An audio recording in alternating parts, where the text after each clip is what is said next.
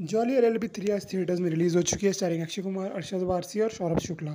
इस वीडियो में हम इस मूवी के बारे में बात करने वाले हैं, इसकी एंडिंग के बारे में बात करेंगे, कहानी के बारे में बात करेंगे और ओवरऑल मेरा इस मूवी को देखने का एक्सपीरियंस कैसा रहा बाकी दो पार्ट्स के मुकाबले, उसके बारे में भी बात करेंगे।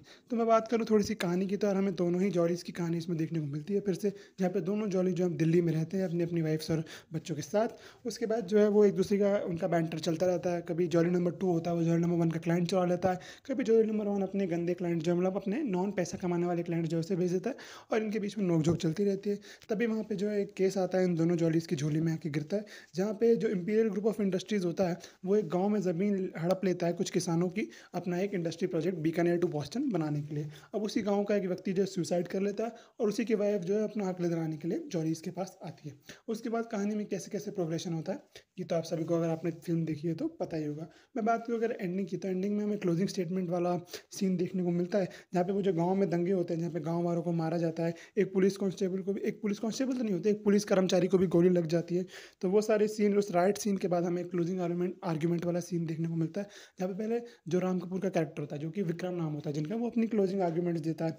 और उसका बेसिकली मोटा-मोटा उसकी क्लोजिंग आर्गुमेंट्स का तर्क ये निकलता है कि अगर हमारे देश को डेवलपमेंट चाहिए, अगर हमारे देश को भी सुपर पावर बनना है, हमारे देश का जो युवा है, वो भी जो है पैसा कमाने के सपने देखना चाहता है, तो हमें विकास ज़रूरी है और उस विकास के लिए कुछ चीज़ों को सैक्रिफाइस करना ही पड़ेगा। उसके बाद हमें अक्षय कुमार का क्लोजिंग आर्गुमेंट देखने को मिलता है कि कैसे जो है इनजस्टिस हुआ है किसानों के साथ, कैसे जब तक जो है सरकार को या फिर बड़े अमीर लोगों को किसानों की ज़रूरत थी, तो वो उनके सामने हाथ फैलाते रहे, लेकिन जैसे ही किसानों को ज़रूरत पड़ी, उन्होंने उसको साइड कर दिया।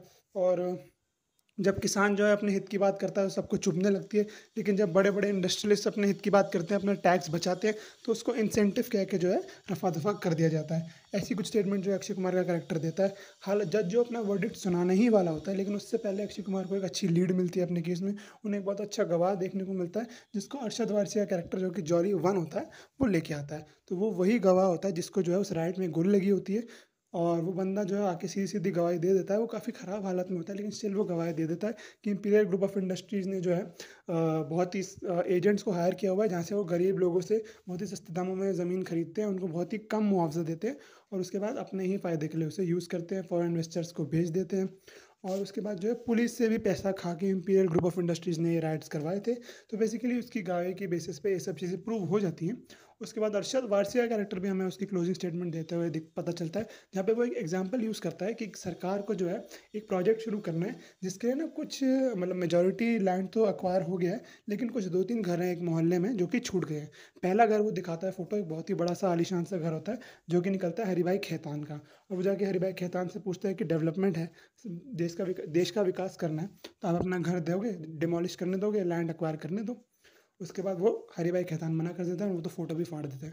उसके बाद दूसरा घर दिखाता है वो, दूसरा घर निकलता है लॉयर विक्रम का, जो कि राम कपूर है। पूछता है, आप करोगे सैक्रिफाइस? आपने ही तो बोला था कि कुछ लोगों को सैक्रिफाइस करना पड़ता है, तो कर लो बताओ।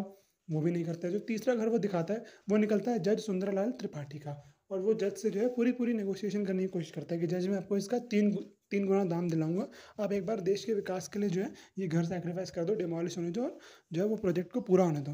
तो सुंदरलाल त्रिपाठी बोलते हैं कि भाई जब मुझे घर देना ही नहीं है, मेरी मर्ज़ी है, तो मैं क्यों दूँ?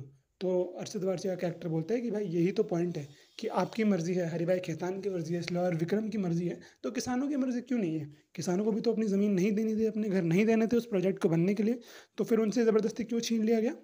और इसी आर्गुमेंट के बेसिस पे जो है हमें तीनों के क्लोजिंग स्टेटमेंट्स देखने को मिलते हैं। उसके बाद एक जजमेंट आ जाता है कि किसानों को अपनी ज़मीन वापस मिल जाएगी, उन्हें उनका मुआवज़ा भी मिलेगा, और जो गलत चीज़ें हुई हैं, जो खराब इन्वेस्टिगेशंस हुई हैं, जो राइट्स हुए हैं, उन पे भी इन्वेस्टिगेशन बिठाई जाएगी और बेसिकली एक हैप्पी एंडिंग के साथ ये मूवी खत्म हो जाती है। मैं अपना मूवी को देखने का एक्सपीरियंस बताऊँ तो मुझे मूवी पसंद आई है। मूवी के जो कॉमेडिक एलिमेंट्स हैं, मुझे बाकी दोनों मूवीज़ से ज़्यादा लगे। स्पेशली जो अक्षय कुमार का कैरेक्टर है, वो हमें फुल फ्लो में देखने को मिलता है। बहुत तगड़ी फ़ॉर्म में है अक्षय कुमार, और उनकी कॉमिक टाइमिंग जो हमें देखने को मिलती है, वो बहुत अच्छी है। मैं सच बताऊँ तो उनका जो हाउसफुल 5 में कॉमिक टाइमिंग थी ना, उससे बेटर टाइमिंग मुझे उसमें यहाँ देखने को मिली, क्योंकि हाउसफुल 5 में बहुत ही ज़्यादा मतलब बहुत ही ज़्यादा ही कुछ वियर्ड सी चीज़ें हो गई थी, लेकिन इस मूवी में जो है बहुत नेचुरल लगता है वो। बहुत सारे फ़नी सीन्स हमें देखने को मिलते हैं, स्पेशली जब अरशद वारसी, अक्षय कुमार और सौरभ शुक्ला तीनों एक साथ एक स्क्रीन पे होते हैं, तो काफ़ी सारे हँसी वाले मोमेंट्स निकल के आते हैं। और अक्षय कुमार की जो इम्प्रोवाइज़ेशंस हैं, वो भी हमें काफ़ी अच्छे तरीके से देखने को मिलती है। मतलब आप पिन पॉइंट करके बता सकते हो कि ये सीन जो है स्क्रिप्ट में नहीं था, ये किसी डायरेक्टर या राइटर ने लिखा नहीं है, ये अक्षय कुमार ने इम्प्रोवाइज़ किया है और उसको देखने में मज़ा आता है। अरशद वारसी की परफॉर्मेंस अच्छी है, सारी सपोर्टिंग कास्ट ने अच्छा काम किया है और सौरभ शुक्ला तो मतलब तीनों ही मूवीज़ में कॉन्स्टेंटली एक सिग्निफिकेंट रोल प्ले करते आ ही रहे हैं। बाकी गजराज राव की परफॉर्मेंस भी मुझे काफ़ी अच्छा लगा देख के, उन्हें एक विलेनस रोल में अच्छा काम किया उन्होंने भी। लेकिन अगर मैं थोड़ी-सी कमी की बात करूँ तो जो कोर्ट रूम ड्रामा है इस बार, वो हमें इतना डीप घुस के देखने को नहीं मिलता। बेसिकली पीजे ने भी शायद ये चीज़ पॉइंट आउट करी थी, अगर आपने पीजे एक्सप्लेन का रिव्यू देखा हो, तो ये इमोशंस में ज़्यादा चलती हैं चीज़ें यहाँ पे, कि जज के जो वर्डिक्ट्स होते हैं वो इमोशन में बह के ज़्यादा आते हैं। बहुत ही ईज़िली जो है यहाँ पे एक रेज़ोल्यूशन मिल जाता है उस पुलिस वाले के थ्रू केस का, जबकि पहली 2 जॉलीज़ में जो है थोड़ा और मतलब थोड़ी और मुश्किल हुई थी उन्हें केस को सॉल्व करने में। लेकिन इसमें थोड़ा-सा जल्दी जो है फटाफट जो है केस निकल जाता है। मुझे लगा था थोड़ी और लंबी चलेगी, लेकिन बहुत ही जल्दी रेज़ोल्यूशन निकल गया। लेकिन स्टिल ये एक बहुत अच्छी मूवी है, हमें स्टार्ट से लेके एंड तक एंटरटेन करती है, हँसी वाले मोमेंट्स आते हैं, कहानी भी आपको मतलब प्रेडिक्टेबल तो है कहानी, लेकिन अपने साथ बाँध के रखती है एंड तक। मगर अगर आपने अभी तक भी नहीं देखी इस मूवी को, तो आप जाके दोनों जॉलीज़ और सौरभ शुक्ला के बैंटर के लिए देख सकते हैं। मैं मिलूँगा किसी और वीडियो में किसी और टॉपिक के साथ, तब तक के लिए like, share, subscribe. Thanks for watching.